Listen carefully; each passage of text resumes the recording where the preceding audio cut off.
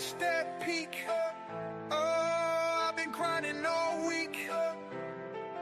Ain't no stopping me. Oh, I ain't getting no sleep till I touch that peak. Oh, I've been grinding all week. Ain't no stopping me. Ain't no stopping me. Ain't no stopping me.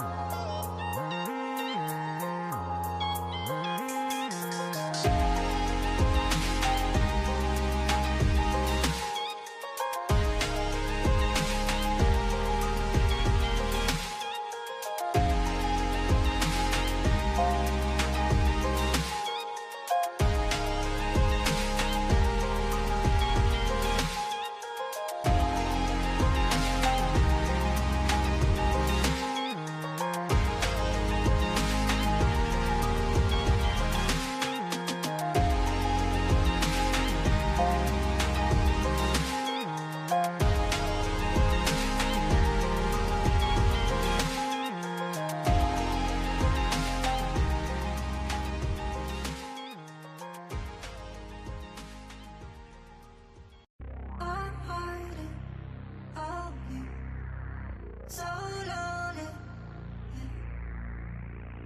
I'm hiding of you, so lonely.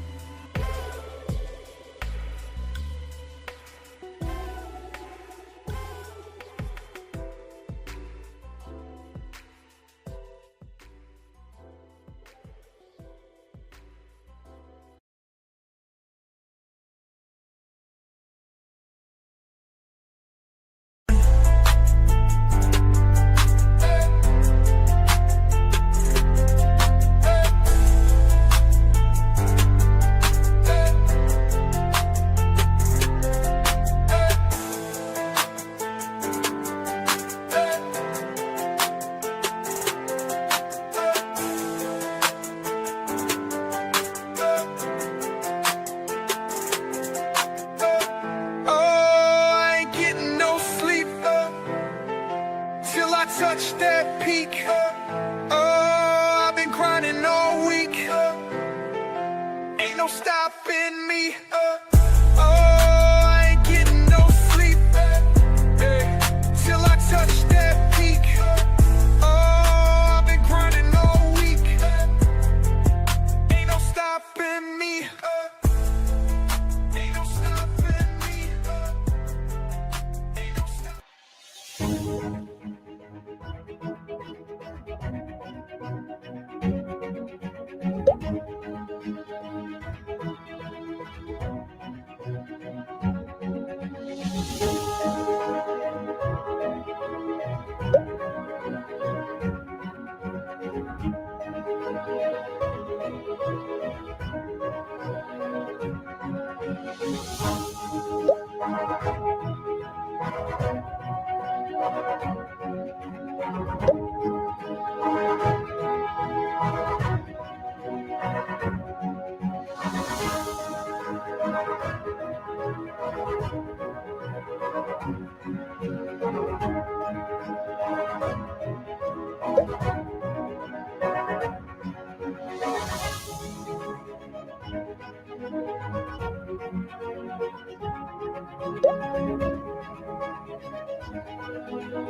Hey, I was born. Look at that. You just missed my birth. Oh man, this was what a time to be alive. You had one of those Game Boys when it first came out. You were the coolest kid on the block. I'm older than that brick by 2 years.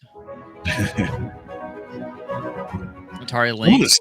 Some of this stuff I don't even know, like the Lynx system. I knew about the Lynx. Yeah, it was like a Game Gear type system. It was pretty decent from what I understood. The NEC I do remember. I didn't have one, but I had a couple of friends that had them. But there goes the Game Gear. Yep. I don't know how that wasn't as popular. It's way popular as it was. Battery life. That was the thing that plagued all of these systems forever, was the battery life. No. But Game Gear had 6 batteries. It was 6 AA batteries. It lasted like an hour. I think the only thing that made the Game Boy's lifespan so good was the fact that it didn't have a backlight. Mm-hmm. And most of it was battery in the back, and it very simple. It was very simple. Here comes the Nomad, Sega Nomad. All right. 80 million already. The Game Boy is just absolutely going. So they're putting all of Game Boy Color with the light and everything in the top one there, just as they continue to update it. Yeah, dude. And the Advance comes along. Look at that. You know, by this time, somebody should have put a TI-83 calculator on the board. That would have been first. I'm kind of salty about that. That would have been first. Totally.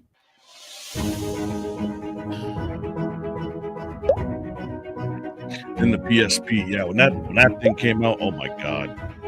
Yep. See, the N-Gage was actually kind of neat.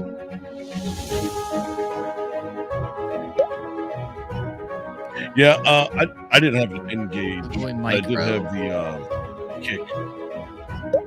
There were so many different versions of the Game Boy, like the original Game Boy. Mm-hmm. It's dumb.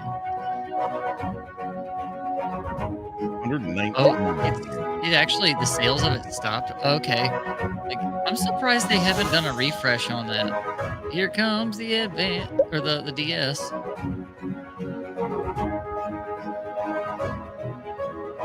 Oh yeah, PlayStation or Sony tried so hard to make the PSP like more successful than Nintendo stuff, but they just couldn't. It was a good system. There goes the DS. And the DS. Huh. I wonder which manufacturer out here owns the mobile market. Right. 3DS, 2DS.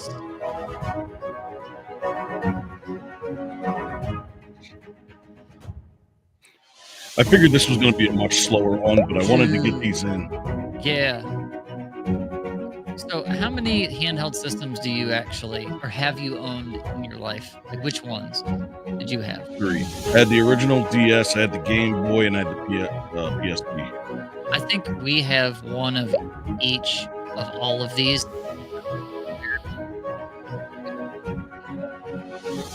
But I That's know crazy. DS, we have at least one DS, an Advance.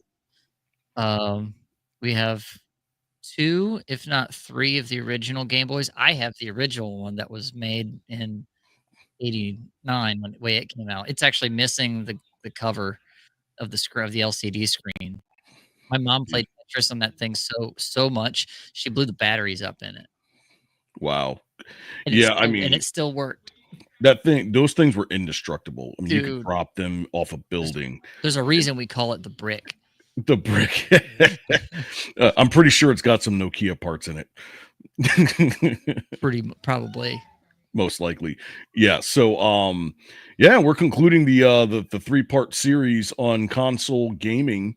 But I also I also want to start off by going over some of the handhelds and the history of handheld gaming, because we kind of left that out, and it's they're not technically consoles, but you can't go through the history of gaming without talking about the things that you could bring with you while you're at a friend's house or while you're at the mall or in a long car ride.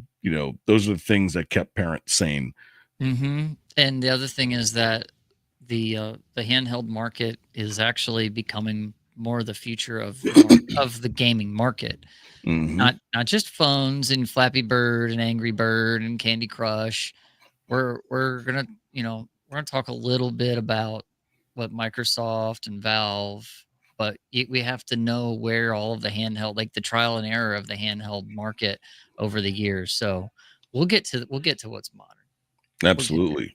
But yeah, so then after that, we're gonna we talked about Gen 1, and now we're going to Gen 8 to Gen 9. We're gonna talk about the gaming systems that changed our lives forever as the internet became more prominent. So let's go ahead and get it started. So sit back and relax, because ROMA Nation starts now. I'm hiding, I'll be Where's the bump? so lonely. I'm hiding, I'll be so lonely.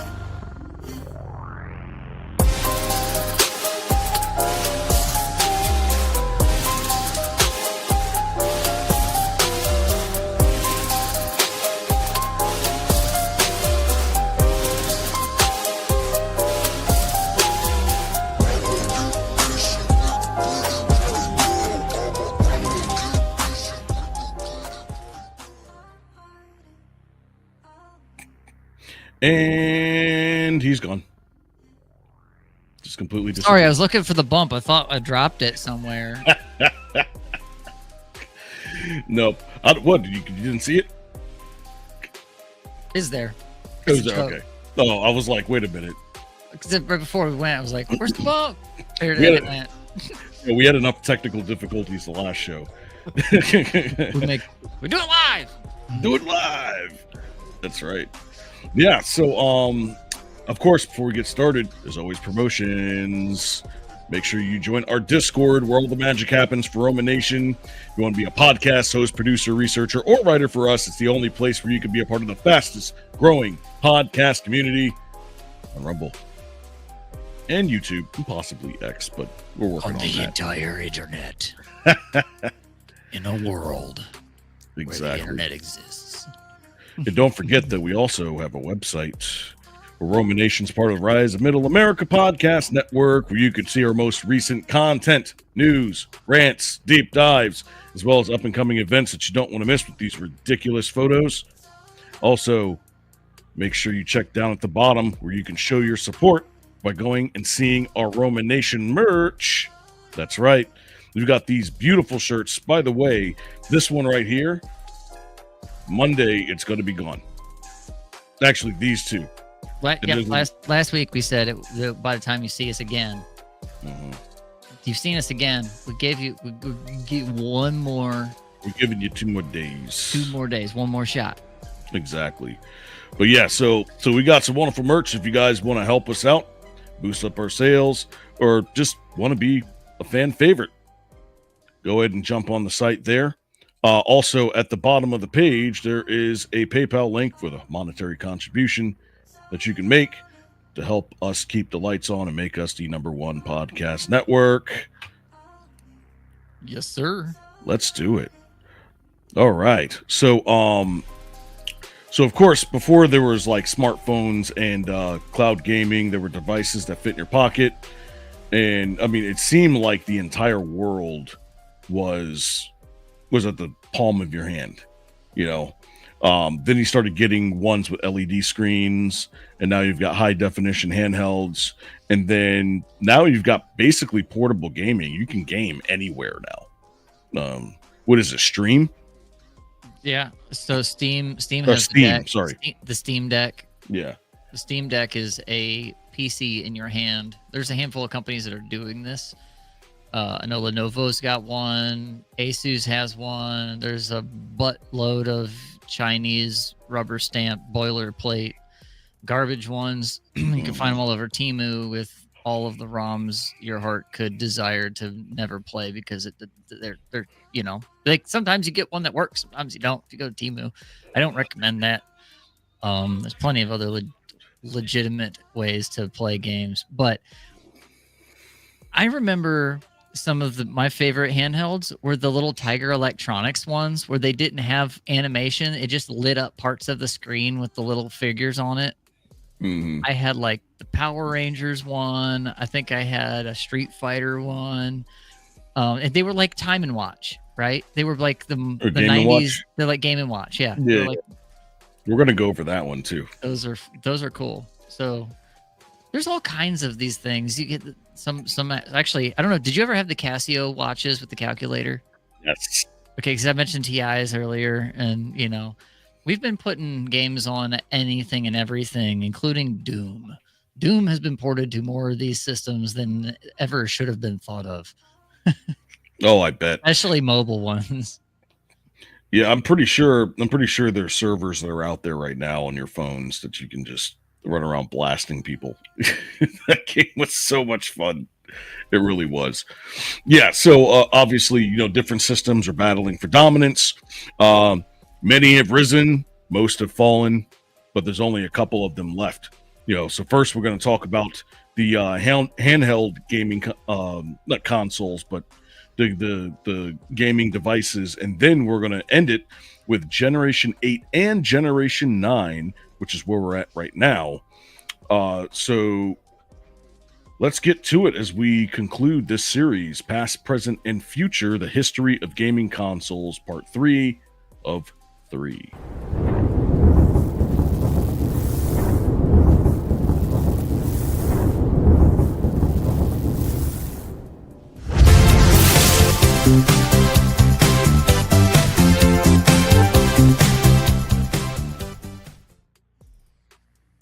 Dude, the bump's great. I love that. I can't believe I actually found it. Dude, that 80s vibe on that is so good. You know, I wonder, you know, did you see the where Pizza Hut, if coming up soon, is going to drop all of their prices on certain items down to 1980s prices? It's limited for like, you know, you can only get so much when you go in, but it's like $4 pizzas with a couple toppings, and they're using all of their old school 1980s you know, imagery and stuff. All their copy, all their marketing it's freaking awesome. They're teasing Pizza Hut's done. They're teasing us. They're done. You can't, like, how are you going to do that? I mean, I remember I worked at a pizza place where they had an all you can eat for like $4.99, and this was like 6 years ago. It was all you can eat, oversized slices, pasta, salads, everything, you name it. Are they bringing back the red cups? Are they really bringing back the red cups? Because if they are, you know how many people are going to steal those? Dude, Hopefully bring the ashtrays. The ashtrays. Yeah, the ashtrays. The brown, transparent ashtrays. Done. Oh. I And wonder if the we can smoke inside. and the Tiffany lamps, like with that had the Yeah, stained the glass little above all the tables. Bro, we keep bringing it back. All right. We're getting off. What's it? I wonder why TI never really took off a handheld gaming system. TI scientifically graphing calculators are programmable and have graphics and whatnot. Yeah.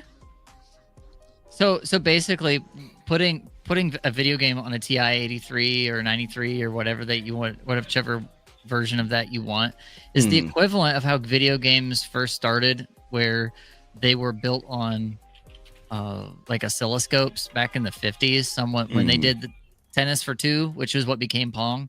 Yeah, that was done on scientific machinery. Full circle. Oh yes, the TI-82 had Snake. I think I had one of the Mario. Someone ported Mario to one of the TIs, and I had it.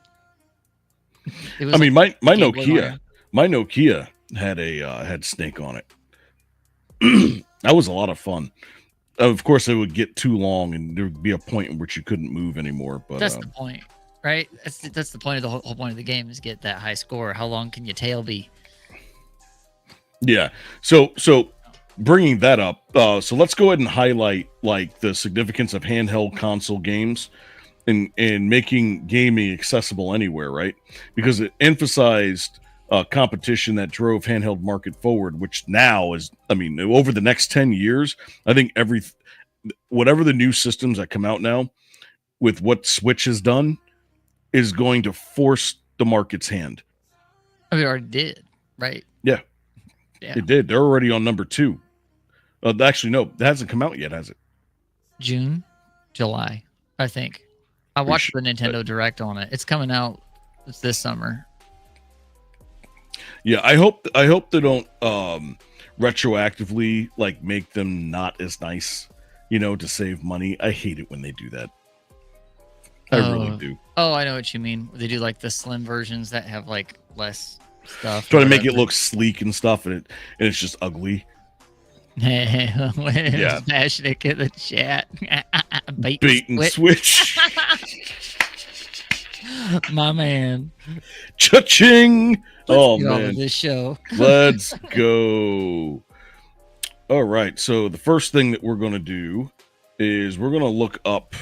Actually, if I can get this up here, there we go. And the handheld gaming console. Thank you, Wiki. Simply, handheld console is a small, portable, self-contained video game console with a built-in screen, game controls, and speakers. Handheld game consoles are smaller than home video game consoles and contain console, screen, speakers, and controls in one unit, allowing players to carry them to play them anytime or place. So in 1976, Mattel introduced the first handheld electronic game with the release of Auto Race.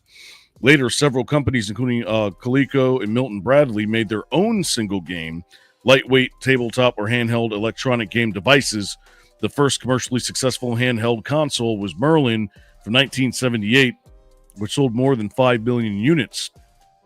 The first handheld game console with interchangeable cartridges is the Milton Bradley Microvision in 1979. That was well before I was born.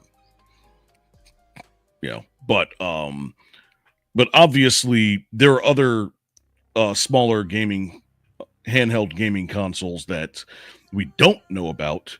So let's go ahead and check it out, shall we? Zo here. Today's topic is on handheld gaming, and we will go through their history and take a look at every handheld ever. Let's begin. The first handheld was a game console created by Mattel called Auto Race, released in 1976. It was only capable of playing one game with limited visuals represented by red LED lights. Being the first handheld, its sales exceeded expectations, which motivated Mattel to release a second game called Mattel Football a year later. However, the first handheld by modern standards wasn't released until 1979. It used interchangeable cartridges and an LED screen, the Microvision, by the Milton Bradley Company. 12 games were made for it, including simplistic titles such as Connect 4 and Pinball. The Microvision saw moderate success, but was still a niche console of its time. After Microvision, Nintendo's first handheld released the following year, It was a series of electronic games produced from 1980 to 1991 called the Game & Watch. Game It and had a Watch. total of 60 games, which sold a combined 43 million units That's Do you worldwide. see some insane. similarities there with the Due to its segmented with the LCD Nintendo displays Advance and the DS? printed Rather, more complicated displays, such as the Donkey Kong game. Remember, released in there used to be 1992, ones even with like revived the Ninja addition Turtle, of a D-pad design, which where was it had later two used buttons in the here and a NES, D-pad to move received a around, but technology like on the engineering screen Emmy it wasn't Some well-known straightforward. Game & Watch It titles wasn't like you include could Ball, walk. It was like Parachute, tit, Pinball, tit, Manhole, Balloon Fight, and the well-known Right. Mario Bros. The Microvision and Game & Watch were followed by many less successful handheld consoles in the 1980s. These include the Selector game, Variety, Super Micro, It's true, Game Jay Pocket Billo. Computer, DigiCass, IM26, and the Pre-Computer 1000. Other consoles released in the same generation tried to What up, man? incorporate some unique feature to differentiate themselves from competitors. it is the Game Bandai Boy. LCD solar power released in original. 1982, for example, was the So ahead of its first time. solar-powered gaming device. Meanwhile, the 3D GameMate in 1983 was the first console to use 3D effects. Another popular design What? of the early 1980s, debatably not handheld, were the tabletop-style consoles such as the Children Discovery System, the Adventure Vision, as well as the Color Vision and the Pro Screen, all of which were not very successful. Next came the big hit of the handheld consoles.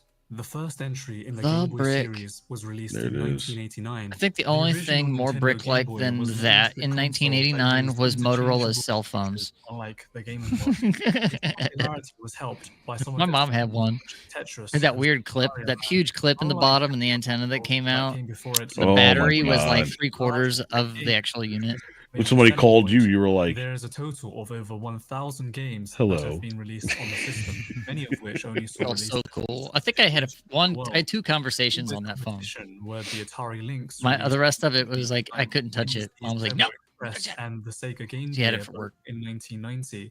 Both the Lynx and the Turbo Express were 16-bit, while the Game Gear was 8-bit. Each had a color LCD screen and received praise for their technological performance. However, their library of games were far inferior to the Game Boy's, and though some of them saw moderate success, none could come close to the Game Boy's popularity. This generation of handhelds in the early 1990s saw other releases such as the GameMate Game Master, the Supervision, the Mega Duck. I had and the Supervision. That's unfortunately, what I'm talking about right there with the Power Ranger stuff, Mhm. where it's next just, handheld, you or know, perhaps there's no somewhat real graphics to it. console, was the Virtual Boy, released in 1995. Oh, remember It was a that? 32-bit tabletop console and was marketed as the first console capable of displaying stereoscopic 3D graphics through its head-mounted display. I feel like The motion console sickness was a and commercial vomit. failure. It was criticized It for was- its high price, monochrome display, unimpressive 3D graphics, low-quality games, as well as health concerns. Moving on, Told ya.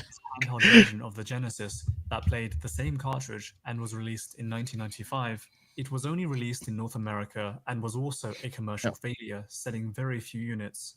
Other consoles of this period, I couldn't Sega even find it. the design I Sega saw it was on TV. so sprayed out. They were so spread out during that time frame. the Passo Go in 1996, They were and no s- keeping up. .com in 1997. They also Stop this for a second. So the Nomad, I saw it on TV, but every store that I went to, every gaming store, every toy store, everywhere I went, they were either out or they didn't sell them. So they must have only had them in big markets like LA, New York, Chicago, Houston, cities like that. But for me, there was a lot of the stuff that I would always go out and try to find. I could never find them. They were most likely sold out in those areas. But That was one of the problems that Sega ran into, was not only were they low on their budget for development, but they were unable to deliver to market. right. They were just unable. They people wanted them. It's not that people didn't want it. A lot of people were willing to buy them, but like you said, if you couldn't find it, you couldn't get it. Right. So every which way you can think that Sega failed from the time they released the Master System, and all the way up to the Dreamcast finally being the end of them. Mhm. They did it at some point, and it was I still blame Sega of Japan for a lot of it. A lot of their and it was sad because a lot of those developers really did some nice work. They did during that time frame, and then but Sega just kept bobbling the ball. It couldn't get it. They couldn't throw to first for nothing. Not one bit. Yeah, I know. And we talked about that on the last episode with the what was it, the Sega Dreamcast was way ahead of its time. Like the graphics on that thing were amazing.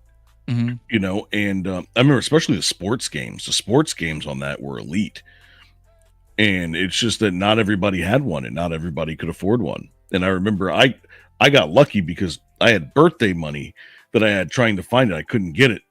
But on Christmas, there was some, I ended up getting one because there was another kid. I think my mother worked with somebody who had another kid that was bad for Christmas. And so they ended up not giving him that Dreamcast. They ended up selling it to my mother for me.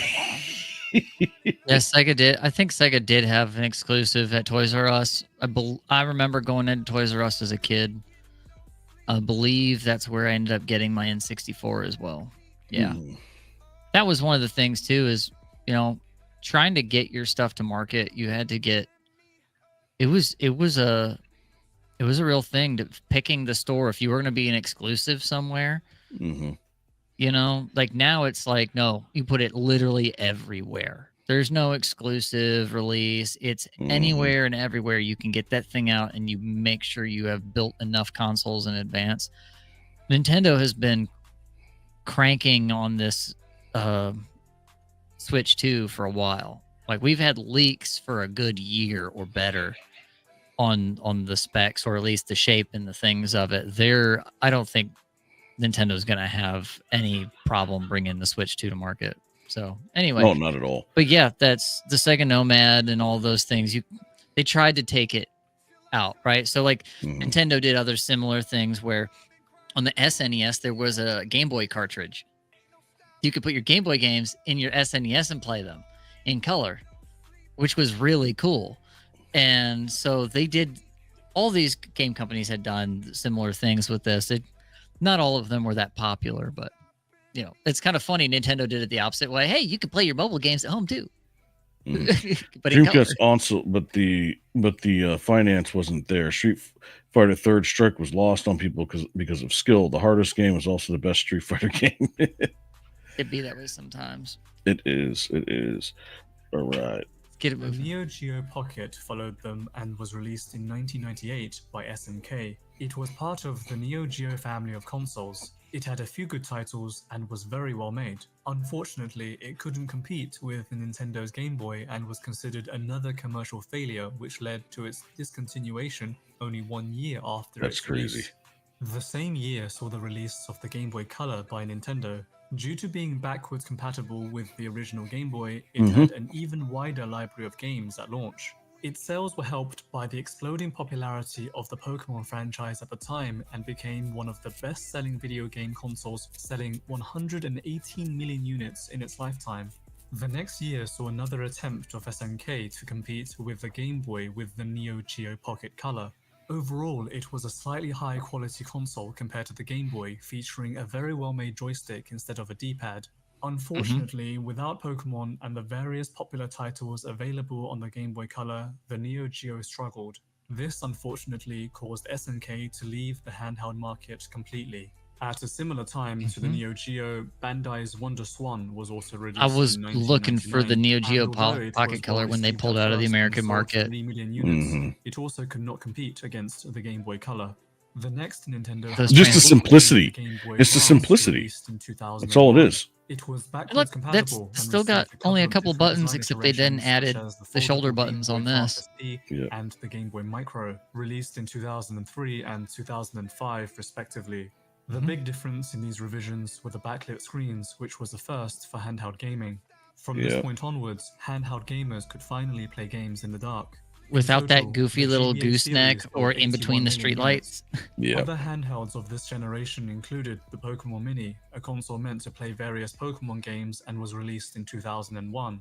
Various What? consoles such as the iQuest, Casey the Kinderbot, the Pixter, the Leapster, the Nokia N-Gage, the Zodiac, and the Gamer King were released in the early 2000s. Oh, that's not a Some of them were knockoff of the innovative, Advance at such all. as the N-Gage, which was a combination of phone and game console, but ultimately none saw much success compared to the GBA. The Game Boy naming convention ended when Nintendo released the Nintendo DS in 2004. It was a foldable console which used two different screens, the bottom being a touch display. It's got The that Time DS and would Watch receive Get several 5, don't different it? iterations I never and noticed that models, until such as the DS Lite we- in 2006, Yep. the DSi in 2008, and the DSi XL in 2009. These DS models combined have sold over 154 million units, making it the best-selling handheld of all time and placing it second under the PlayStation 2 in the list of best-selling console of all Wow. time. The DS's main competitor at the time was the PlayStation Portable released by Sony in the same I year, don't know how this 2004. wasn't. The PSP was the most powerful handheld ever made during its release, making it quite popular, and was the only handheld console to use an optical disc format. The PSP did very well and sold over 80 million units worldwide. It received a couple of revisions, the PSP 2000, 3000, and the PSP Go. I had the This 3000, I had the generation, white from one. the late It was 2000s nice. until 2010 also saw the release of the Gizmondo, the Digiblast, the V-Smile Pocketin, the My Life, the DDJ, What in the Dingo world are these? AE320, I don't know. the Some of them Mobi look Go, like they're made the by Beepster Leapfrog. Explorer, and Yeah, the right. XL. It also saw the release of the open source consoles GP2X in 2005, the GP2X Wiz in 2009, Really? and finally the Pandora and the Canoe in 2010. Unfortunately, none of these consoles saw much financial success. The successor to the Nintendo Yeah, DS 'cause they were open was source. the Nintendo 3DS They and just was released opened in it wide up. 2011. It was mostly the same aesthetically with dual screen I'm capabilities. not against open but was source, more but powerful it has and its had drawbacks. native 3D graphics. Mhm. Many iterations were produced for the 3DS, including the 3DS XL, 2DS, new 3DS, new 3DS XL, and the new 2DS XL. While It's not like as the Skyrim successful of as its gaming predecessor, consoles. The DS line, the 3DS sold Except this a one actually respectable just total works. of 70 Exactly. million units as of today. The 3DS's main competitor Jeez. is the PlayStation Vita, which was Yes. released in the same year in 2011. The PS Vita was a very powerful console and included a touchscreen with motion sensors on the back, as well as updated graphics. For various reasons, mostly related to poor business decisions, the PS Vita, along with its model iteration, the PS Vita Slim, only sold a combined 16 million units. At this point, it is unlikely Sony will release a successor to the Vita. During the same They're period, gonna have to there now. was a new addition to the Hmm? Neo Geo line of consoles with the Oh, Neo to answer Geo that question X, just came this up. time You'll produced find by the last Tomo two instead of episodes. SNK. It We was did released in the consoles 2012 first. adaptations Now of we're Neo Geo backtracking a little games. bit. Unfortunately, SNK terminated the license with Tomo and the console ceased production. Other consoles of the generation include GCW Zero and the Shield Portable in 2013. I remember the Color Shield. in That's 2014, as that one well as actually the did pretty good, and they still Audio sell. Boy in Nvidia still sells 2015. Shields, I In think. this generation, there have Android also console. been a whole slew of handheld emulators, some being better than others. Unfortunately, most did not They see can't much get away financial success. from the Game most Boy recent look. mainstream handheld console released to this date is the hybrid Nintendo Switch, released in 2017. It is the successor to the Wii U and can be played on the TV as a home console or undocked as a handheld. It dramatically exceeded Nintendo's expectations and has sold nearly 40 million units in just 2 years. The Switch Lite, a dedicated And this isn't a handheld-only novel version of the idea Switch, to is take to be a released mobile in late device and put a dock 2019. with it. But there's a little more. You've Depending on been who you able to do ask, that with mobiles can also be iPads and considered phone, handheld Samsung gaming. phones. So this means Have the been able to do Android that for a long and iOS time. operating systems, along with Yeah, every see, there it phone is. that can run Yeah. them, should also deserve at least an honorable mention. I'm sure opinion on this will be very divisive, as the traditional handheld gaming experience is very different to that of mobile gaming. Let me know. Well, actually, Well, actually, oh man. I mean, these are, you got to remember, like, people that weren't born in our generation, or at least the early millennials, won't understand the satisfaction of what it was like to finally go on a road trip knowing that the only thing you had was your game. You know, now everybody's got their cell phone or they got their tablet. And if you're under the age of 35, like you just don't know. You just don't know how exciting it was knowing that you could play it for hours on end, right? But favorite video game franchise? Ooh. I don't know. That's kind of hard because you have to, because there's so many different genres. Like obviously sports would probably have to be Madden. But I haven't played Madden in a long time. And then of course you got your FPSs, you've got your sandbox games like Skyrim. Yeah. My favorite is Sonic, but it's only 1, 2, 3 Knuckles and Mania. The rest of the Sonic games, okay, Adventure. Yeah, I played that when it came out, but like Sonic has a core just bias in my realm that it's just what it is. Everything else leading up, I've had so many franchises just go to poop that I don't get invested anymore. I just don't. Right. Yeah, I mean, and then of course, there's different consoles, right? Like if you're talking about PlayStation, oh my God. I mean, I could name maybe like 5 or 6 different games that I can go through. I mean, we can talk about, Metal Gear Solid. We can talk about Twisted Metal. We can talk about like all these different types of games, the Tomb Raider series, the what else did they have for the Need for Speed? Come on. Yeah, there's a lot of franchises that have loyalty. They have loyalty creds. And I respect them for that. They've figured out a niche where they can put a new coat of paint on that thing the next year and add a couple extra cars or new players or this, that, or the other, and just basically sell the same game. But that was the thing, though. You used to not be able to do that Call of Duty garbage. You used to have to come up with a whole new game or people would poop on you. Now it's like it's the new shiny. And that's all sometimes, but anyway, that's just get off my lawn. Get off. Right. That's all that is. Yeah, but then you move on to something like the N64 where you've got all the wrestling games like WCW versus NWO Revenge and No Mercy. There's always these gems that stick out. GoldenEye. Their peers. Right, and there's been trash games that came out of the GoldenEye or the 007 franchise. There's been trash games that have come out of Gran Turismo. Gran Turismo 3 A-Spec was awful. It was. And they made up for it with Gran Turismo 4 though. Yeah, they had like over 2,000 cars in that game. It was crazy. And all the different types of specs that you had to go through, all the licenses that you had to go through. And the thing is, I like it because you were able to play with people online, but I believe you were only allowed to race in certain ones if you had those specific licenses. So you had to go in and you had to qualify in order to play certain people online with certain vehicles and certain specs.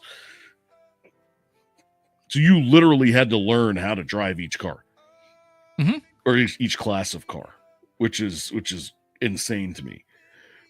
But it was fun. It was absolutely fun. I loved getting my Porsche. Which one was it? It wasn't the 911. It was the 9.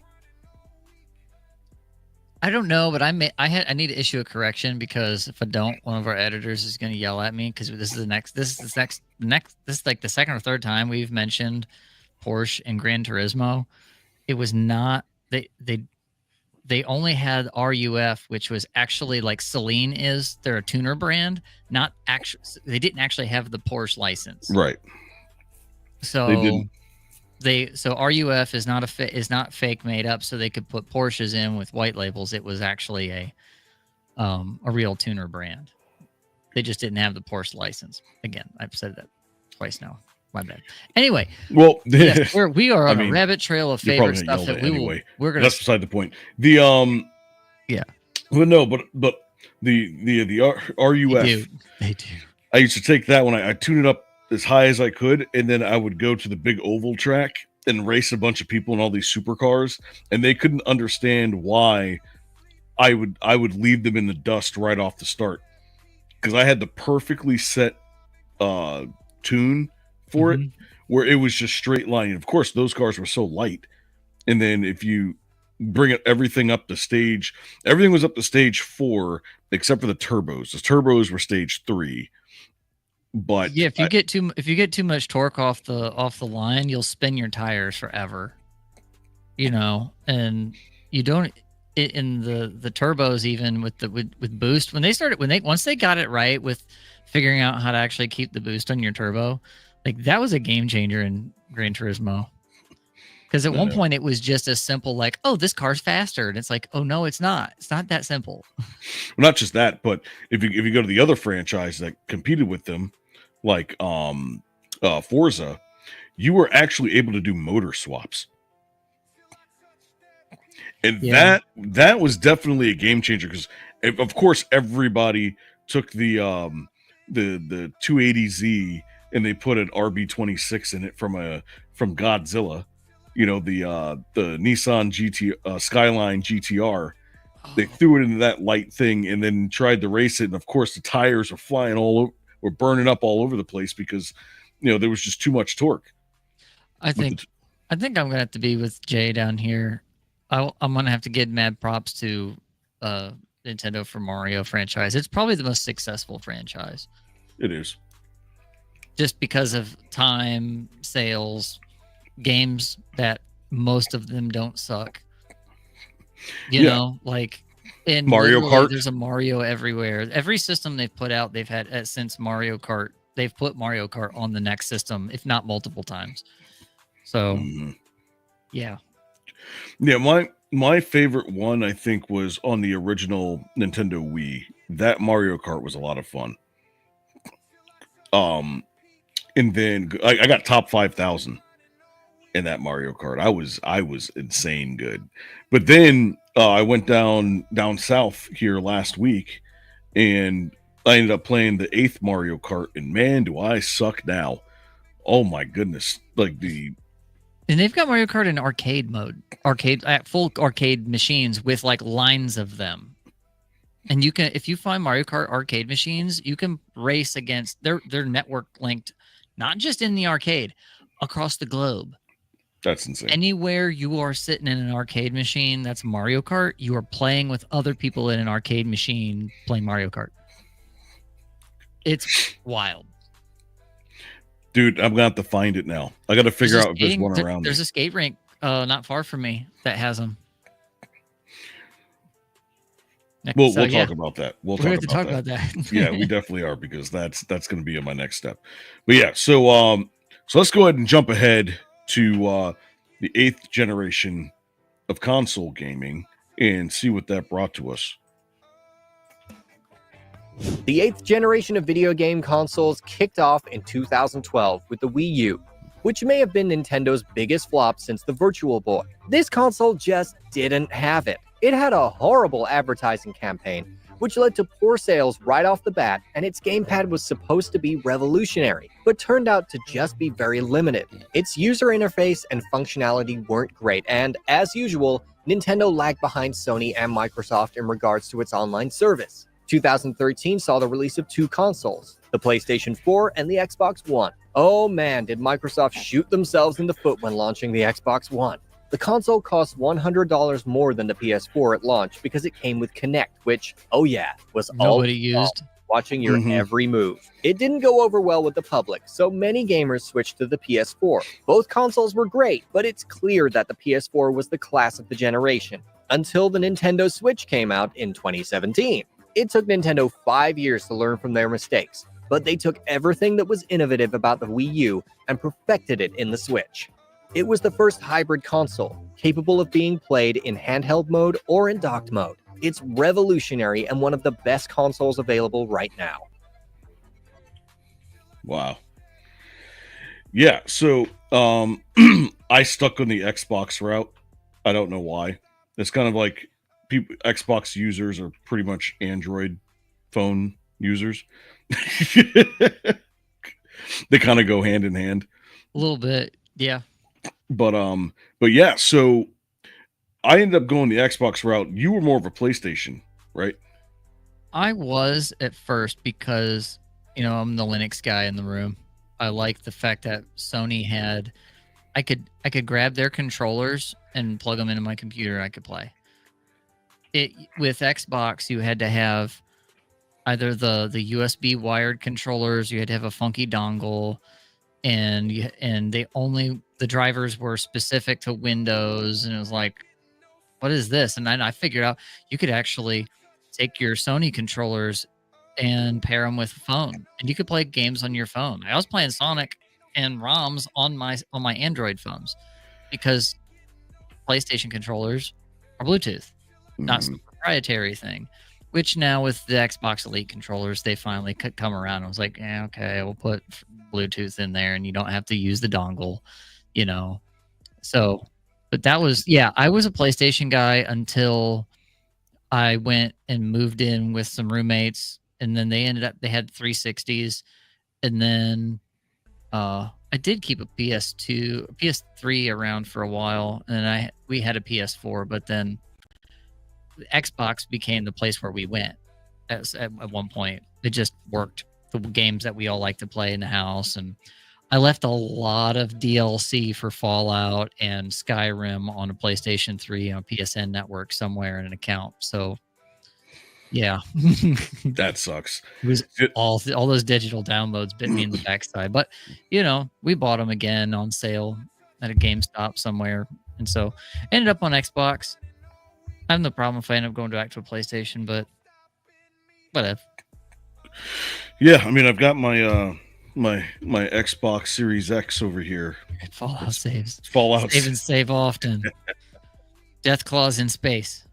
That's all I have to say is Death Claws in space. If the first time I ever encountered one was going on my way to Lamplight, and inside of one of the little hollowed out Airstream trailers, there's a schematic for the Deathclaw gauntlet. Mm-hmm. You need to kill a Deathclaw and get the hand so you can build it. Well, generally there's a random encounter right there, and that encounter doesn't, with like the Deathclaw or the gauntlet, that's in one place where it can be, but it can be in multiple places on the map. The first time I was there, the Deathclaw came out, and I was like, oh no. And I shot it once. And then as it's coming at me, physics glitched and it ascended into space. And it never came back. I was like, okay. Death calls in space. That's what, random stuff like that. It just works. It just works, and it just works all the time. Man, if you haven't, I want to play the Oblivion remaster because I never played Oblivion. It's that same engine, and they've updated it. I think it's on the Skyrim engine now. I have to go play it. I told my niece about burning CDs, and she went outside and started trying to set light to music.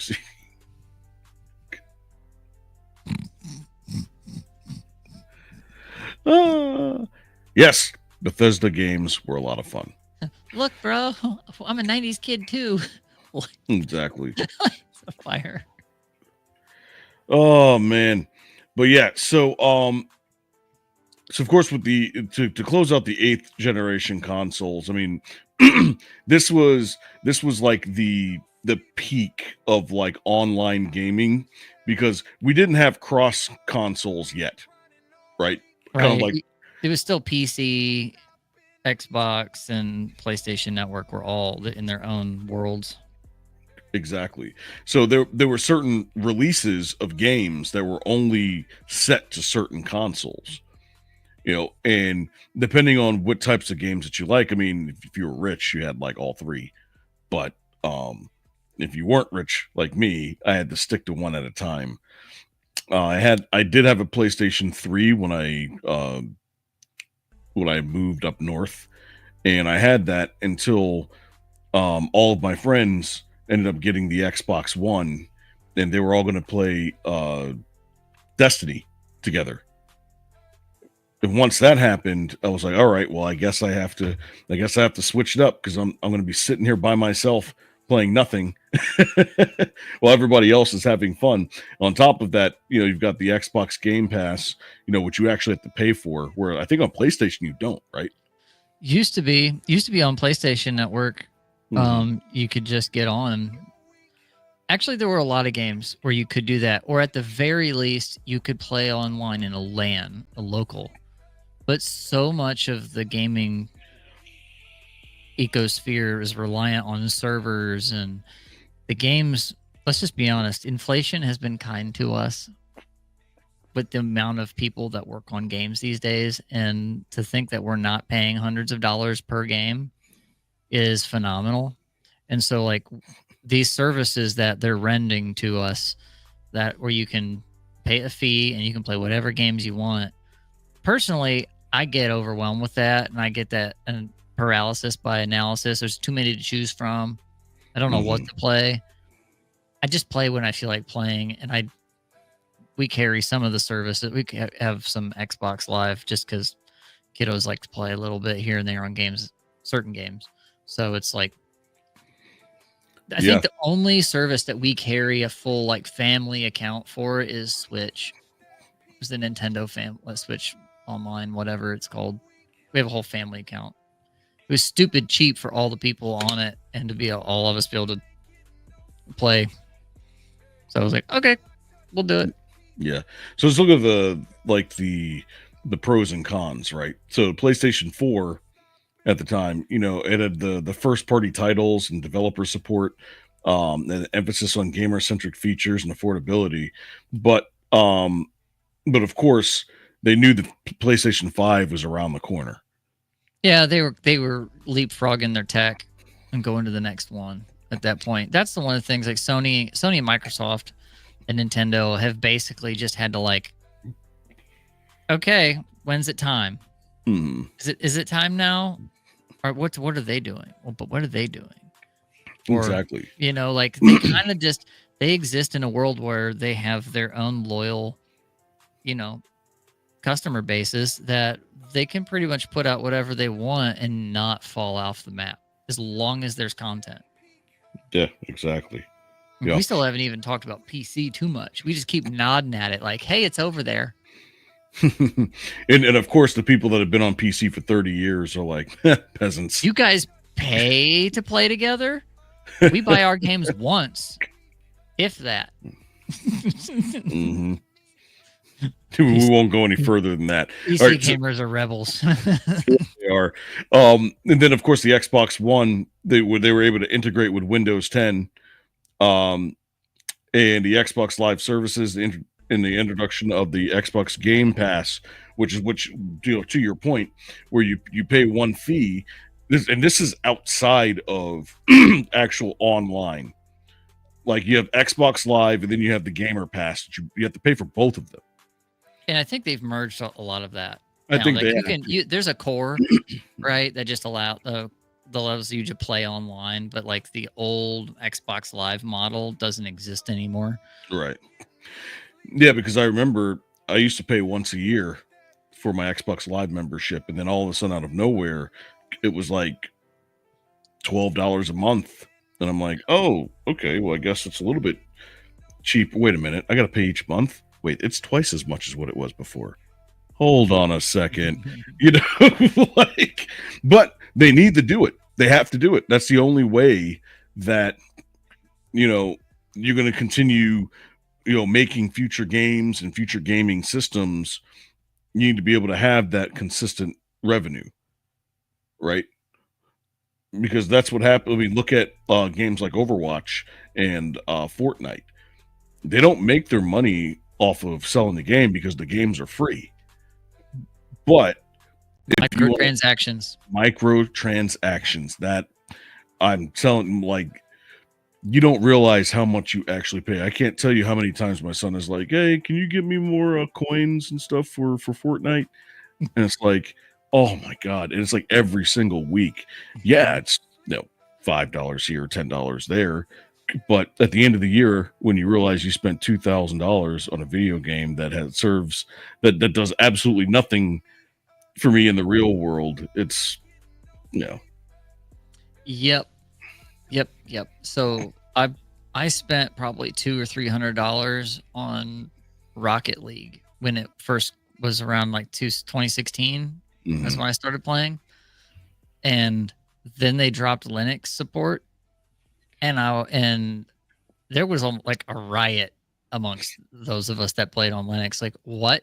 You're just gonna rip the whole everything away from us? Well, joke was on them. Steam and Proton, your ability to play Windows games was around, so whatever. But nonetheless, a lot of people got refunds. I wasn't able to get my refund. They didn't let me. I wanted it all back, all of it, and they wouldn't.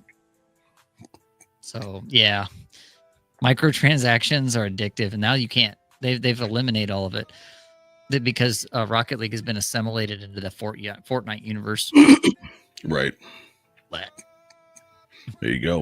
All right, and last but not least, the Nintendo Switch had a hybrid design allowing both handheld and docked play, strong first-party titles, innovative gameplay, but then, of course, the hardware limitations compared to all the other competitors.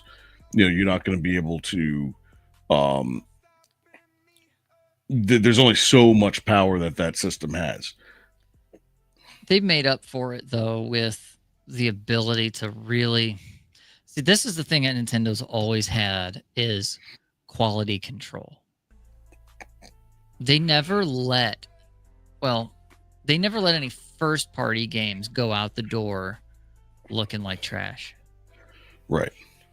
There's a standard in the Nintendo house that if it does not look good, it does not go out. Like, you have to have nice. It doesn't matter how nice your system, how nice your how much graphical grunt you have. I mean, they've made games that have stood the test of time since, we'll say, Mario 3. Okay, Mario 3 is absolute awesome.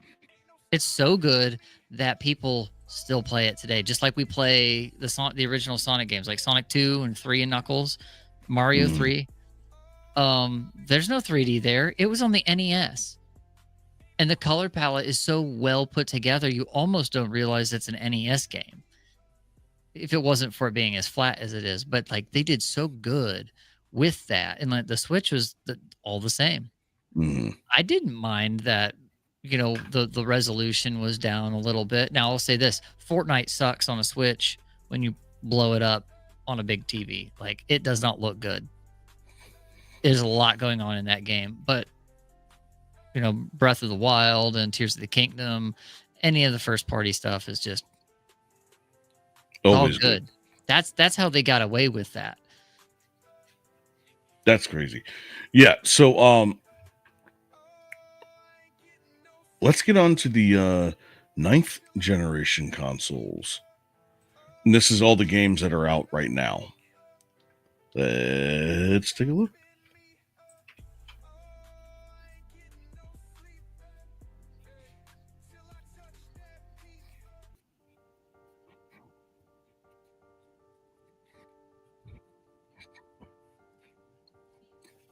Is it playing? Or is it frozen for me? Is this froze for everybody else? Oh, I'm sorry. Hold on. What happened? Oh, I'm sitting there watching it. I'm like, oh yeah, that's great. This is amazing. It's on a different screen.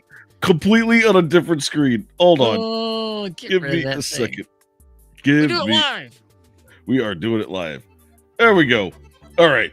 Lastly, we have the current generation of video game consoles, the 9th generation. In the span of 3 days, we saw 2 new consoles get released in 2020, with the Xbox Series X and S and the PlayStation 5. As you know, the Xbox Series X is the most powerful console in the world, capable of playing games in 8K at 120 frames per second. It has one of the most modern controllers out there with a gorgeous hybrid D-pad, and is just chock full of next-gen features. Its little brother, the Xbox Series S, isn't nearly as powerful as the Series X, but it's still capable of playing games in 1440p at 120 frames per second. So it's intended for those who don't want to pay up for all the bells and whistles. We also got the PlayStation 5. It has similar specs to the Xbox Series X, but has a little less raw power. Instead, Sony focused mostly on the solid-state drive. The PS5's SSD is much faster than the Series X's, which cuts down on loading times substantially, improving the gameplay experience for everyone. It's also got a more futuristic design than the Series X, if that's what you're into, as well as a controller. Some of that retro with unique future vibe features. from the 60s. It would be great if these 50s or consoles 60s. ever became available in stores, though. I feel like I've been waiting forever to buy one. I'm not gonna lie, I wish I started my so- gaming adventure. I've played Overwatch on both the PS5 and on the Xbox. On the PS5, it's a lot smoother when you're moving your cursor around. It's a lot easier to shoot. The problem is that the controller is very weird, because like if you're playing PlayStation, you're playing with your thumbs like this, but if you're playing on Xbox, it's off center like yeah, that. you're like this. Exactly. instead of So like this. if you're not, so I found a lot of times when I was playing on the PS where I was bumping my thumbs together and causing me to screw up in certain places. And I was like, okay, I don't know if I like this. I don't know how I did it when on my PS3, but speaking of actual gameplay and the ease of gameplay, the Xbox controller just fits in my hand much better. Right? And I'm able to do a lot more with that. On top of that, they have like the Pro controllers that have extra buttons like down here that you can program. The grip buttons. Yeah. Oh my God. I have one. I don't use it because it's just there's no game that I play that I need that many buttons. You want to know a controller that's in this generation?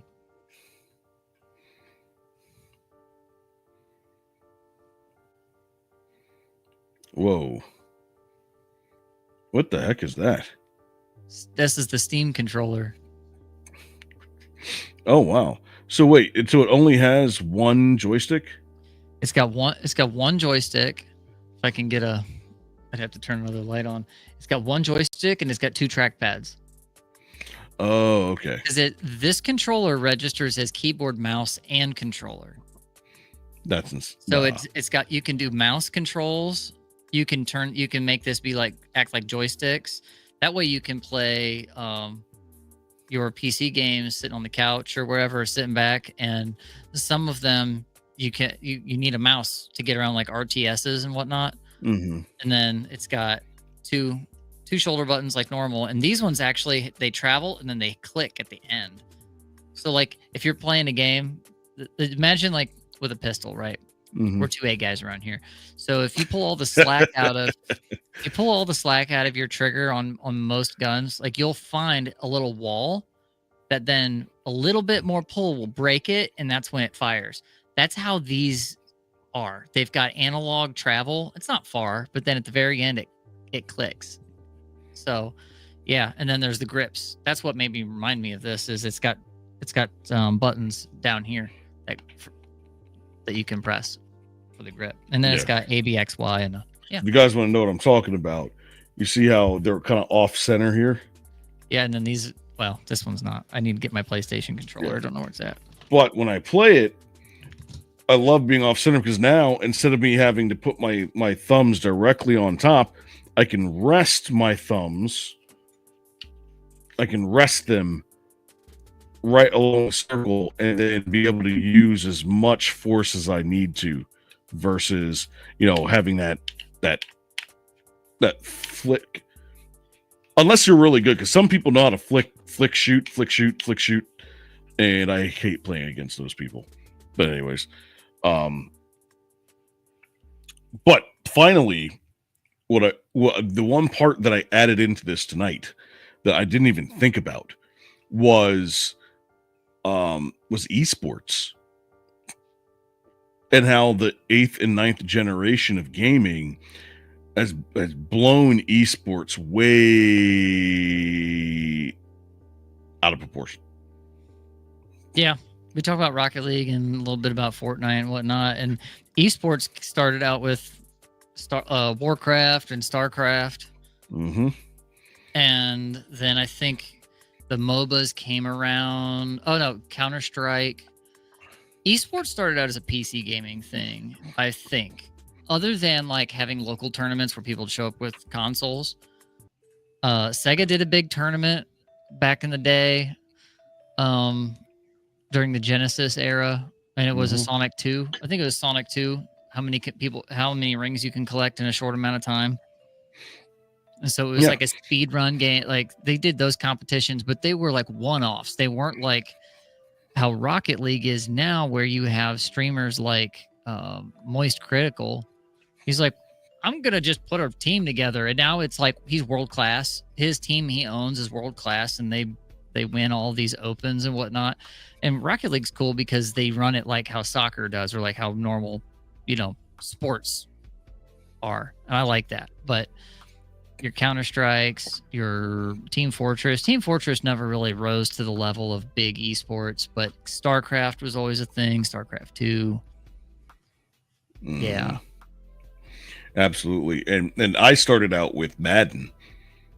So every single city that hosted a team, in their stadium, they did the Madden challenge, right? And I went to 2003, 2004, and 2008, right? In 2003, I was knocked out in the second round. And then, of course, once you lose, you go into losers bracket, and once you're out, you're out. So I won the first round, lost the second round, went into the knockout round, and lost by a field goal. I was so mad. Then in 2004, I had the secret weapon, and the secret weapon in 2004 was the Seattle Seahawks with a 4-6 defense and a running gun offense. Because nobody ever used the running gun offense, but I played the running gun offense before it was popular. Right. So I understood like the different angles and the running gun, a lot of people are like, oh, it's just a passing with with jumbo packages. No, what you need to understand is running gun is set up for tight ends. Right. And there's a lot of routes that are set up in there for tight ends to get open. And by the end of the games, my tight ends would have like 150 yards receiving. And 2 or 3 touchdowns. Now in 2004, when I did that, I got all the way to 8th place, and that one was because some guy decided that he was just going to use Michael Vick and run him all across the field, not knowing that the 4-6 defense, all I had to do was run 2 different spies, one on the outside on his weak side and one on the inside on top. But he got the best of me. So, and then in 2008, I just got destroyed. Well, see, that's what happens is when you watch the early Rocket League stuff, it's like that, where you have a couple of dudes who figured out the physics of the game and how to do aerial maneuvers and all of that, and they weren't even like great.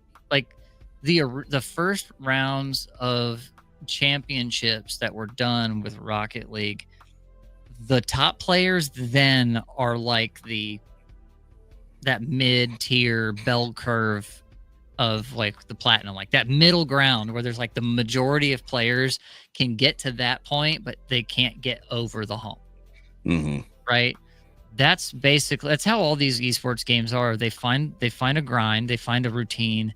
It becomes like how chess and checkers are, where it's like calculated. You have to run these plays. You have to be in these positions. At least with Rocket League, you have a little bit of variance and variety with the physics, because you're never always completely perfect, and you have to rely on teammates. You have to play your positions. There's nothing automated. It's just you, the ball, and the other cars that are out there on that field, and it's intense. Even watching the esports, the championships of those guys are absolutely hilarious, fun to watch. And I'll never be able to do those kind of maneuvers at that precision those guys do. The fine tuning of their controllers and how they set up everything, the sensitivities, like I don't have that kind of time. I don't. Yeah, that's the same thing with me in Overwatch. That's why I'm so good, because I know how to fine tune my aim, like my aim assists and the all the different types of things. I know exactly where to set them to where do I want to be, do I want to do this for headshots? Do I want to do this just for damage? Do I want to do this just for, you know, do I want to have speed to where I can just stop on a dime? Do I want it to be a little bit smoother? Like, I know how to set up my controller, and each character has a different setup. And that used to see, that's one of the main things about modern gaming is being able to set up all those things. And these are things that PC gamers have had for a very long time, that the consoles have only inherited in probably the last 5 years at scale. Right? 5-10 years maybe. As games have crossed over. Because I hate analog sticks. Yeah. I don't know. PC. Play a shooter on PC. Yeah, but if I do, I'm gonna have to I have to get a new mouse. I'm gonna have to learn like the frame rates and how to keep everything. That is the give and take, right? PC gaming versus consoles. You have that on console, it's locked for the performance. Generally, some games have options. You can play them in 1080 or 4K now. You're getting now the gaming consoles are starting to edge into that level of nuance. With they come out of the box playable, very playable, consistent. But now they're starting to give us options to dial in the graphics. Do you want to play it on, if you have 4K TV, you have 1080p? Do you want the quality on your game, or do you want the performance of the game? You know, is it the frame rate you want, or is it casual? Like, you're allowed to start balancing those out in a lot of games. That's good. So to close this out, let's check out some of the esports and how they basically transformed, and also some of the craziest moments in esports history. Oh man. Esports have been capturing our imaginations for decades now. But though esports arguably did not achieve phenomenon status until the mid to late 2010s, organized competition has been a part of gaming since nearly Mario 3. Super Mario Brothers 3! Perhaps it's just a natural evolution of the competitive spirit that fueled the creation of video games in the first place. But that's not the topic we're covering today. Instead, we're focused on taking a look back at 5 of the most iconic moments from throughout the entire history of esports. From esports athletes ending up in prison to the most wholesome rivalry of the past 20 years, Can't forget we're about going that. to take a look back at some of the most incredible highs and devastating lows in the history of esports. 2019. Kyle Booga Giersdorf wins the Fortnite World Cup. Fortnite is a game that needs no introduction. To call it massively popular would be an understatement, and the impact it's had has been noticed by tons of folks who don't even play games.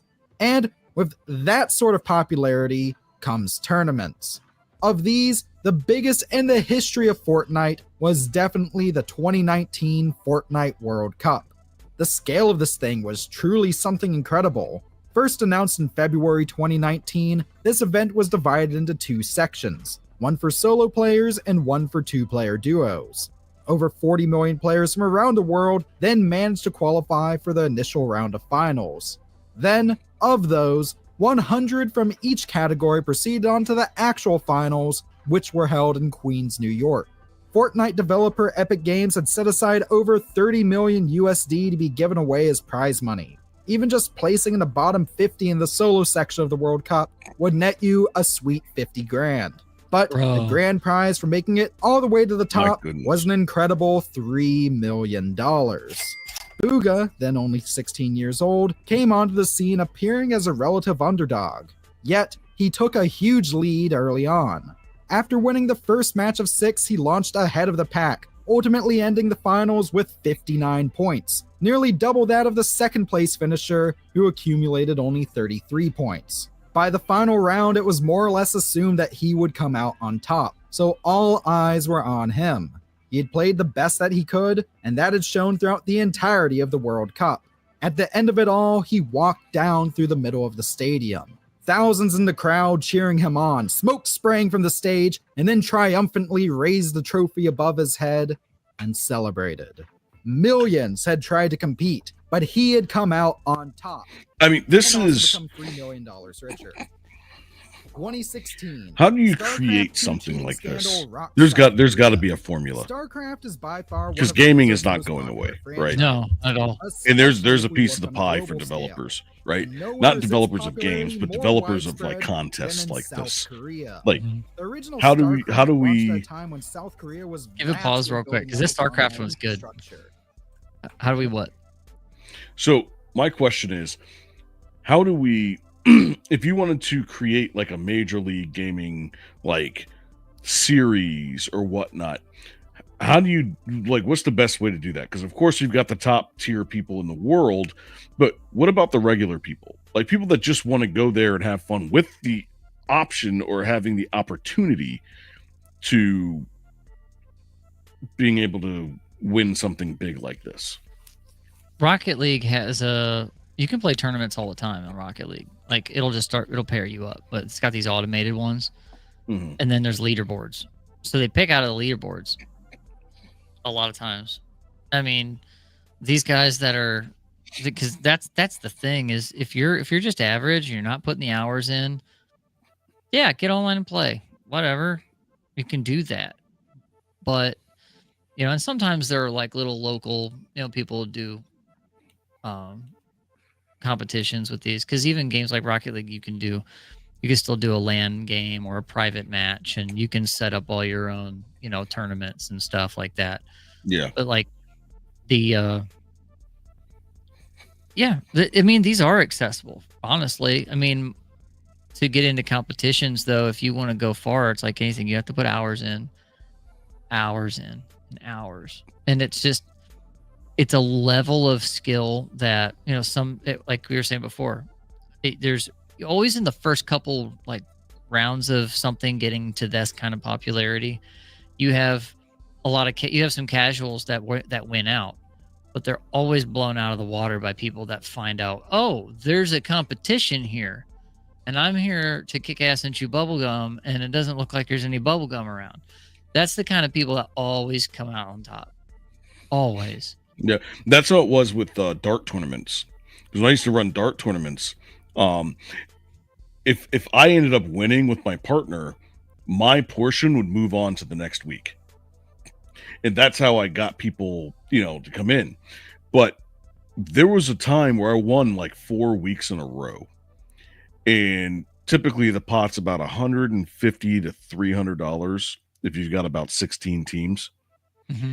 And the thing is that once that pot gets over $1,000 or gets to like $2,000 or $3,000, there are people that are like in different states that'll hear about it, and they'll just show up randomly out of nowhere with like their really nice darts and their really nice like jackets and stuff, and then they come in and they just destroy everybody, take the money, and head back home.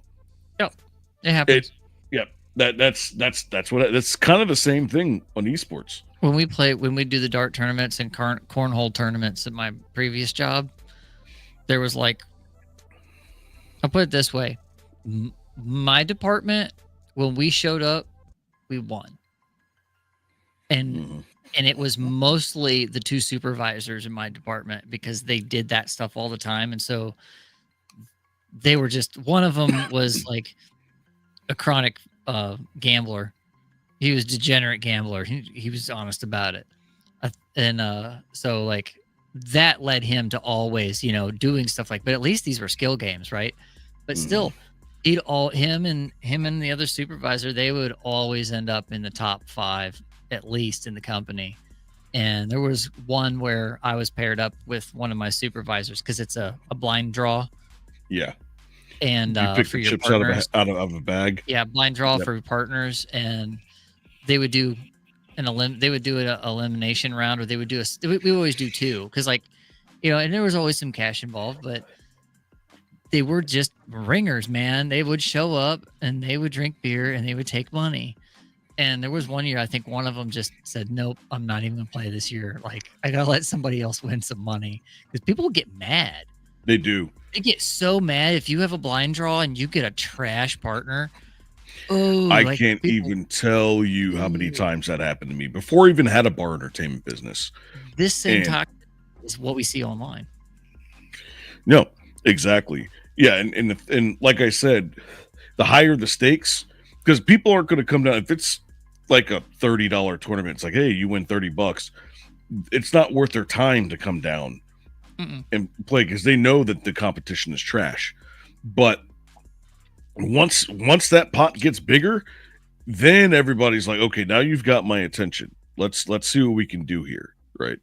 But luckily for us, there are good people and top people in the world at gaming, but you also have to remember that as good as the top person is, there are about 10,000 people that are literally a hair right below them. Like literally a hair. And the only reason why they don't get there is because they keep knocking each other out. That's why. Yep. That's like, what ends up it's happening. like Rocket League on the ones on the duels or a solo board, because you can solo in Rocket League. It's like if you play basketball 1v1 kind of stuff, you can do that there. And the solos boards are super competitive. Those guys are within just a shave and a hair. And like what Jay Billow is saying here is the skill gap is so huge on these games, some of these games, because you have to. It's like Smash Brothers. We didn't even touch on that one. Esports. What's the most popular fighting game out there? Is probably still Melee, I would say, or at least legendary fighting game. That had that kind of like attention to detail and the frames in between, like when you could open up and when you could attack and all of that stuff. I really like that kind of competition too. Soul Calibur's a game that's kind of like that. It's not as hot. I don't know if it's as wide of a community that plays Soul Calibur, but it was Killer Instinct back in the day. KI Gold. Dude, Killer Instinct had a massive competitive landscape. And of course, Street Fighter and Tekken always will. They're kind of like, staples in that realm now at this point. Yeah, Capcom versus SNK was really weird. That was a lot of fun, but there was a lot of characters I had no idea who they were. Yeah. Oh, yeah. Because you bring in all the Night Stalker stuff, and you've got like Morgan in there. They're the King of Fighters characters and whatnot. Like, yeah, dude, some Samurai Showdown stuff in there. So, yeah. I had a friend of mine who actually had the he had one of those huge arcade like setups where he puts it on a table and there's a joystick here with like 6 buttons and a joystick here with 6 buttons. I have my fighter stick for my Sega. Yeah, dude, you want to talk about like finger tapping and learning your fingers turning into ballerinas? Oh, bro, it's old school. I mean, the kids nowadays, they're not ready for that. I can't believe I'm actually saying my fighter stick wasn't tournament regulation because it had turbo switches on it. Oh yeah, I remember that. Yeah, I had a PlayStation controller, original PlayStation controller with a turbo button. Like it was a switch up at the top. Mm-hmm. And then like when I played wrestling games and I was down out for the count and they went to pin me, I would turn it on and press and just hold the button and it'd be like, and I kick out every single time. It was great. Cheat. It's a cheat code. It is. My brother didn't know why I kept getting kicked out. I learned that it's actually easier to do to legitimately accomplish. So Mortal Kombat in one where you'd have your fighter, like they would do the test your might, Mm-hmm. and you'd have to button mash to get the counter up so far, and then hit start or whatever it was, Mm-hmm. and then he would punch through the board, right, or whatever was in front of him. And I think in other Mortal Kombat games it would change, and like depending on how far up the tournament you went, you could take that 3-button controller and take your knuckles or your fingernails, take your fingernails and run it across the 3 buttons back and forth, and it would, because it was smooth, bop, every time. Boop. I figured it out. I used to violin it. I would stick it underneath my chin like this and just. That's how I did it. And it worked. It worked. Especially in Mario Party when you're playing Domination. Every time you hit the hammer down, a domino pops up. It keeps going. Yeah, that's how I used to do it. Like this. Look, Jay Billow. OSHA ain't got no jurisdiction here. Yeah. But Call yeah. your insurance company. 100. Have them reach out to Nintendo. I hit A 178 times in 10 seconds. Beat that. And so the whole button mash thing is cool too. With we talk about Tetris. Let's talk about the OG, the champion, the reigning champion of game sales. I think next to what, Pokemon franchise, something dumb like that. Blue Scooty, the guy that beat Tetris legitimately and played it to the point where it absolutely shut the game down, because Tetris was never meant to be beat. The way those guys do the feathering or whatever they call it, where they flip the controller upside down and they tap it, like, that's some wild stuff. That's some wild stuff. These guys get so into. I was like, how old is the game? Is so old you have to invent new ways to beat it. Yeah, you can only imagine because I mean the same thing with like Dr. Mario. Like my late aunt, I mean, that was the only game that she played on it, and she would literally sit in her room for hours and play that game. Like hours. We're talking like going through, at least on the top level 20, 18 times a day. And she would find a way to beat it every single time. Every single time. I don't know how she did it. But I only dream of having that type of concentration for 15 hours. Yeah, no. I mean, I love the simplicity of games that you can get in, you have a quick turnaround, you know, like it's replayability, but there's also a depth there, so that way, like if you're sitting and you do happen to play a little extra, you're rewarded for it. So like Rocket League's like that, because, you know, especially if you have friends, you can get in and learn, and like you showed me how to get set up on Overwatch, right? Okay, here's this character, here's how this works, here's this tactic, here's the basics, and then go. You know, and then we go and we would run it. And then, which was really cool. And then you got guys like our dude Summit Forgery. If you don't know about Summit Forgery, he's on Twitch, and he's in our server, and he hangs out in other places too among the internet, but he does D&D goods. He like paints little figurines and stuff, and he has fish tanks and all kinds of cool things. His live streams are awesome. But Summit Forgery is a sleeper when it comes to Overwatch. He plays one character, and he only just kind of plays by himself. He doesn't really play with other people.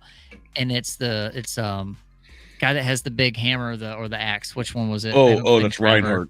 Reinhardt.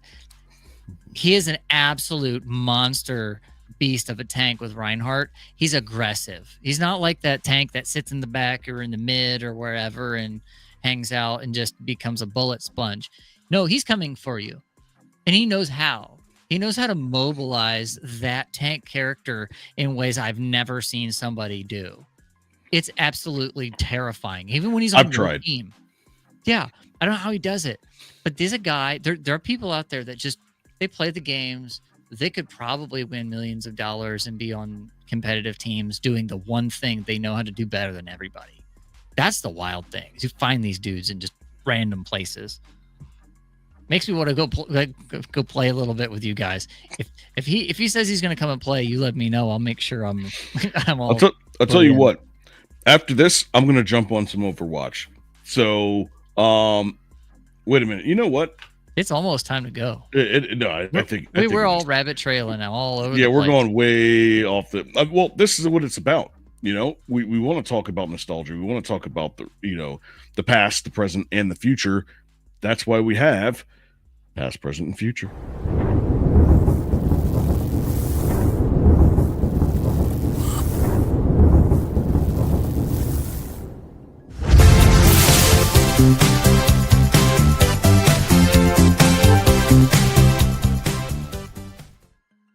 A bump. Go. That bump is awesome. I'm excited to see where it all goes. I've been saying for a while I'm going to buy like a Steam Deck or something, and that'll probably be what I end up buying. Yeah, and to think, remember the movie Ready Player One? Like, oh yeah, we didn't even touch on VR. No, Bro. we didn't. And I'm telling you right now, sometime in our lifetime, there's going to be somebody's going to build an Oasis. Especially with the AI stuff going on now, somebody's going to crack a code. My favorite campaign or story, my favorite side questing in any game was in Fallout 3. Mm-hmm. You didn't play all the Fallout games very much, did you? I played 1 and 2. I played half of 2. I played 1 and then half of 2. You played the old school ones where it's top down. Those are hard. But in 3, there's a storyline where you end up in a pod. You go down in one of the vaults. And for those that don't know, Fallout is post-apocalyptic wasteland, but there's all this technology laying all over the place. And there are some people who are from the way back days and from like over 200 years ago that are living, whether by being transformed by an evolutionary virus or preserved by technology. And one of those preserved by technologies, there was a vault that was an experiment on virtual reality. And when you go in there, you're looking for your father and you find he's there. He's stuck in this VR thing, but he's stuck in there with all the vault residents. And the overseer is a psychopath. He's kind of like Lawnmower Man kind of stuff, where he's in the system and he's controlling everything. He's running these meta simulations. He's sadistic. It is wild. You're trapped in there. Once you're in there, if you don't have a save file that's before you go in, you're in until it's done. And there are multiple ways to end that scenario in escaping, and none of them are perfect. Because that's how Fallout is. It's very macabre and very dark and like, oh, this just happened. Very good story writing in there. And yeah. I mentioned 2 games a couple weeks ago that I said were probably some of the best games I played. One of them being Siphon Filter. And oh no, you didn't just pull that out of my background where I didn't think about Siphon Filter. Yeah. No way. Siphon Filter was ahead of its time because it was like the way that you ran around with the character and rolled and aimed at certain people. You had like an auto aim function. You had like all these different types of weapons that you could scroll through. The game was it was way ahead of its time, and the storyline was epic. It was good, and it felt nice. It felt smoother than Metal Gear Solid did, or Metal Gear series when Siphon Filter came out. Siphon Filter was great, and the motion in that kind of led towards games like Tenchu: Wrath of Heaven. Mm-hmm. Tenchu 3 was great in that generation of games. Although I think Siphon Filter or Siphon Filter 2 were both on PS1, weren't they? Yeah. Tenchu was on PS2. I know PS2. Yep. Yeah, and it was just the storyline, the open world concept. like it was rare, but a lot of people didn't get into it because the game was not easy at all. Like there was a lot of things you had to learn how to do before you were able to get to the levels way beyond, the first level where you're in New York City and you're going through and having to basically eliminate all of these terrorists going into Central Park, and all the lights go out and you have to put on your night vision, and it was like a really odd setup to where there's a lot of things that they never really put into a video game that they put into that one. It was definitely a classic of that era.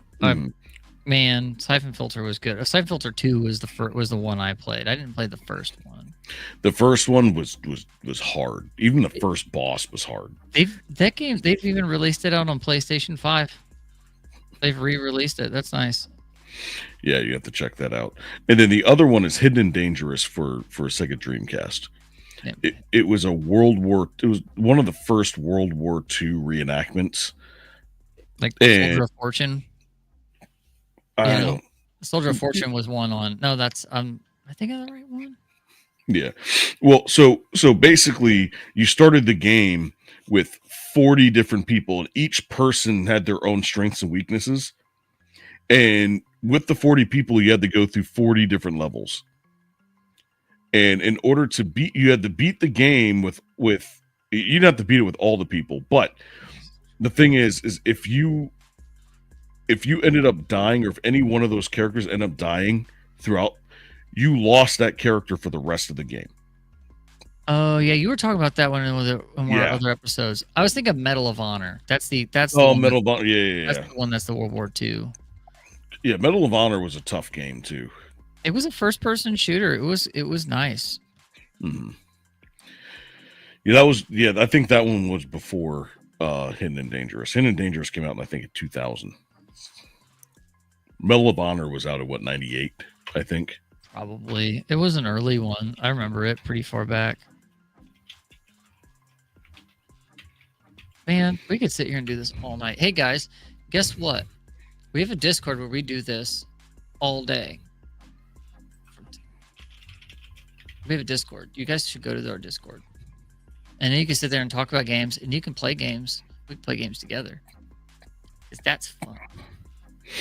And speaking of games, we have buddies that build games and make games. Do you have that?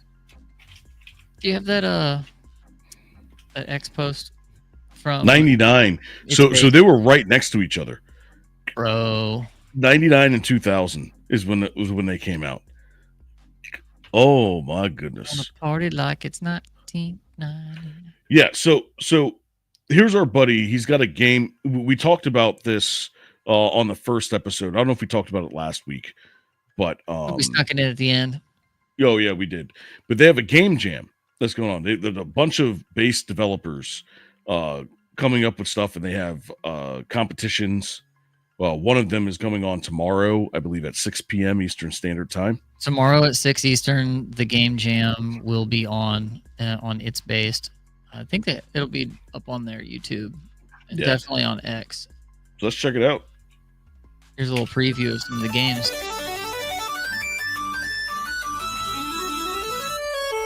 I think this is cool. It's very intuitive. Look at this. Alright, steal them. No flake. You have been warned.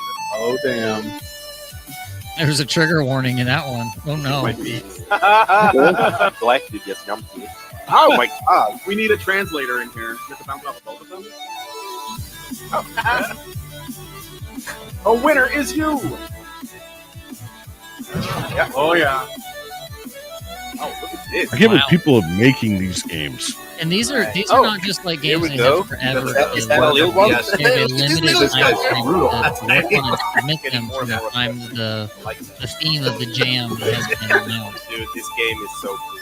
Oh, look at this. Who's that? Oh, okay, I see. Whoa. So cool. Such a variety. What is going on? Here you go, fam. Look at this flamingo, by the way. some of these are most Finally of these are like up to one Mark. guy, two guys. Very rare do you see one where there's like Meditative. 3 or 4 No, people dear. working on Oh, the yeah. same thing. What is this, man? Most of That's them are- most of them are really It's- crude. Let me in and you'll find out. Okay, this is interesting. What?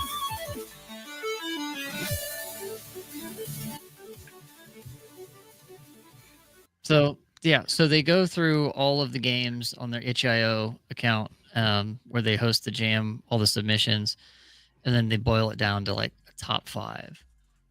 And so tomorrow at 6, I guess we're gonna look at the top 5. I should be over there. Yeah, I'll hanging out. definitely be watching. It's you know, based. Pull their X account up. Like actually show their tag. We'll put that up. All right, give me a second here. There we go.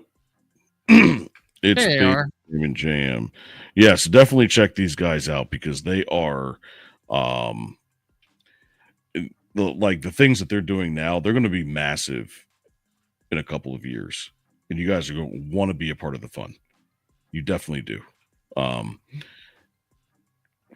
Let's see what you got. 2,800 followers. We need to help them get those numbers up. We definitely do. Let's do it. Yeah. Follow It's Based. Yes, it's based or at It's Based Game Jam on X. But yeah, so we're gonna go ahead and jump off here.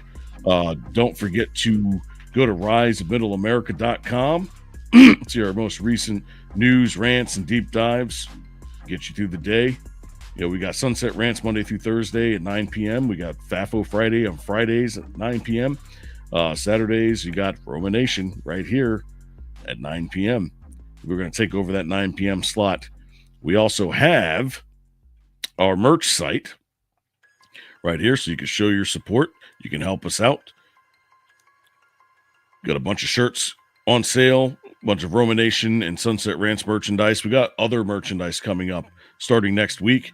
These 2 shirts right here are going bye-bye. All right, Baby so Hunter and Do You Bend It are going to be gone Monday. Yep, and we got 2 new shirts that are coming out on Monday that are probably going to break the internet. So, so again, make sure you like, comment, subscribe. You can join us on YouTube. You can join us on Rumble. You can join us on X. I'm at @therealRoma_AK, or you can just go over to riseofmiddleamerica.com, and right at the top, everything is sitting right there. Rumble, YouTube, X, Discord, Yes. in no particular order. Come into Discord. We are there all day, every day. We've got events starting next week. We've got a gaming event starting next week. We've got karaoke, I think, or some kind of like music thing going on the week after. And then probably by June, there's going to be an event in this Discord every single day. I'm going to try to grab the link for him and for the chat. Gotcha. All right. So anyways, with that being said, please like, comment, and subscribe. Thank you for joining us tonight. Scrap, it was a pleasure. And we will see you guys next week. Peace out. Oh, wait.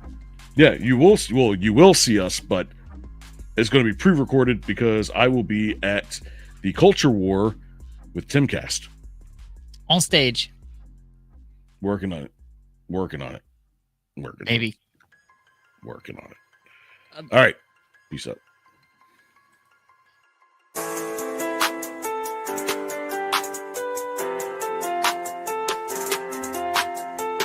Hustle in my veins, no rest, no dream, trying to make a way. Whole team gotta eat.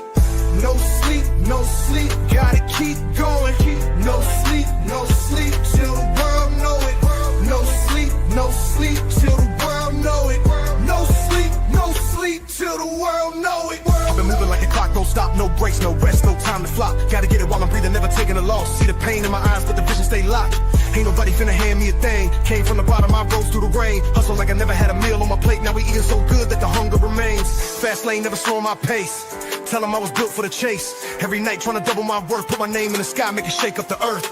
Oh, I ain't getting no sleep till I touch that peak. Oh, I've been grinding all week. Ain't no stopping.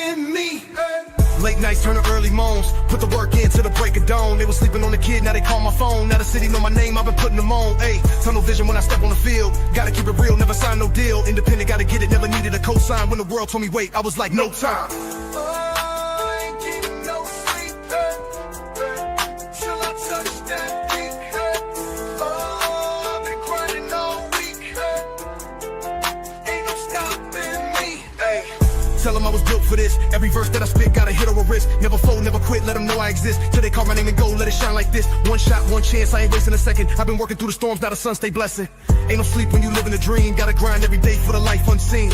No sleep till the job get done. No sleep, we ain't folding, nah. No sleep, gotta hustle on. No sleep till we number one.